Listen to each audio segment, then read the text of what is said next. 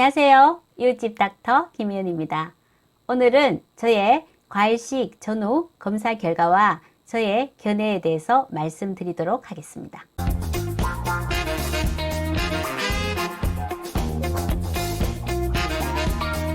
저는 4월 4일부터 4월 11일까지 총 6일간 다른 음식은 먹지 않고 과일만 먹는 과일식을 시행하였습니다. 6일간 과일식 시행 후 혈액검사를 해서 비교를 해보니 혈당은 3mg/dl가 증가하였고요.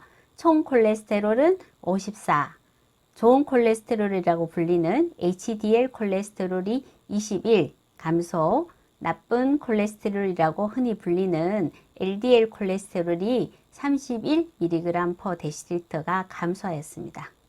세 가지 콜레스테롤이 모두 감소한 거죠. 그리고 인슐린이 1.7 감소하였습니다. 일주일 후 콜레스테롤, 중성지방, 인슐린의 수치가 모두 감소하였는데요. 외래에서 진료를 하면서 늘 식이 상담을 하고 전후 혈액 검사를 해서 결과를 자주 보기 때문에 식이요법 전후의 혈액 검사에 대해서는 어느 정도 제가 감을 가지고 있습니다. 그런데 식이요법 일주일 만에 총 콜레스테롤과 LDL 콜레스테롤이 저의 검사 결과와 같이 54, 31로 감소하는 식이요법은 거의 없습니다. 거기다가 일주일간 과일식을 하면서 저의 느낌은 속도 편하고 참 소화가 잘 된다라는 느낌이 있었거든요. 그래서 이런 느낌들이 저만의 것인가 해서 구글이나 다른 검색을 통해서 과일식을 하신 분들의 느낌에 대한 검색을 해보았습니다. 그런데 과일식을 하면 2시간만 지나서 배가 고파서 폭식해야 된다라는 글들도 있었고요. 오히려 가스가 차고 불편하다라는 느낌을 표현하시는 분들도 있었습니다. 그런데 저는 오히려 포만감을 더 느끼게 돼서 식사량이 더 줄었던 것 같습니다. 그러면 이 결과를 어떻게 설명할 것인가? 사실은 과일식을 시행하기 전에 저의 생각은 과일식을 하면 중성지방이 올라가고 체지방이 올라갈 것이다 라는 생각을 하고 있었습니다. 그래서 그런 결과들을 나의 실험으로 한번 검증해 보리라 라는 생각을 하고 있었는데요. 일주일 만에 아니죠. 6일 만에 의외의 결과가 나온 거죠. 이러한 검사를 어떻게 설명할 것인가 라는 고민을 하다가 저의 유전자 검사도 해봤는데요.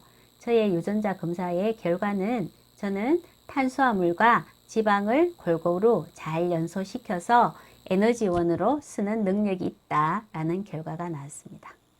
이런 유전자 검사의 결과에 대해서는 제가 다시 한번 동영상으로 설명드리도록 하겠습니다. 과일식을 하기 전 저의 혈액 검사에서 가장 문제점은 콜레스테롤이 높다는 것이었습니다.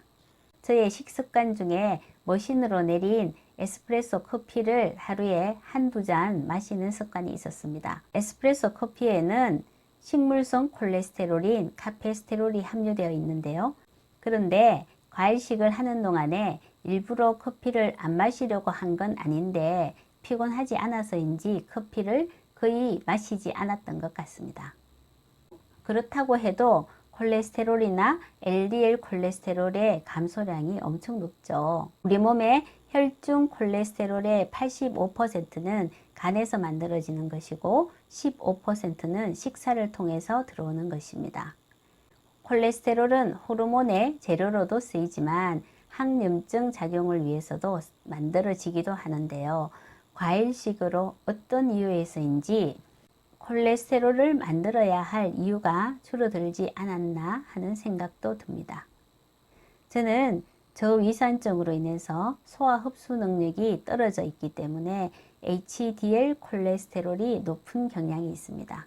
흔히 HDL 콜레스테롤을 좋은 콜레스테롤이다 라고 이야기하면서 HDL 콜레스테롤이 높은 것은 별 문제를 삼지 않는 경우가 있지만 HDL 콜레스테롤은 술을 많이 드시거나 몸 안에서 자가 면역 반응이 일어날 때 증가하는 경향이 있기 때문에 HDL 콜레스테롤이 올라갔을 때 유익 있게 원인을 찾아보는 노력을 하시는 것이 좋습니다. 그런데 과일식 이후에 저의 HDL 콜레스테롤 수치가 떨어졌죠. 과일식 기간 동안 저의 위와 장이 편했던 것 같습니다. 그럼 과일식 기간 동안 위와 장도 편안했고 혈액 검사상에서 콜레스테롤도 떨어지고 인슐린도 감소했으니 저는 계속 과일식을 하는 것이 옳을까요?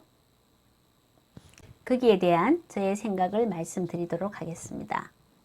과일만 먹는 시기는 주요 3대 영양소인 탄수화물, 지방, 단백질 중에 탄수화물만 주로 섭취하는 시기입니다. 섭취하는 과일의 종류나 양에 따라서 혈당이 춤을 추고 그에 따라서 인슐린의 분비도 춤을 출 가능성이 높습니다.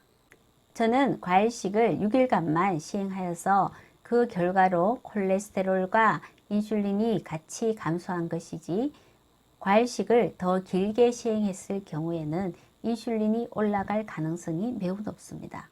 과일식의 초기에는 음식으로 섭취하는 콜레스테롤의 양이 거의 없고 단백질의 섭취 저하로 인해서 몸 안에 염증 반응의 찬스가 줄어들기 때문에 콜레스테롤의 수치가 떨어지겠지만 나중에는 인슐린의 분비가 증가하여 중성지방의 수치가 올라가게 될 겁니다.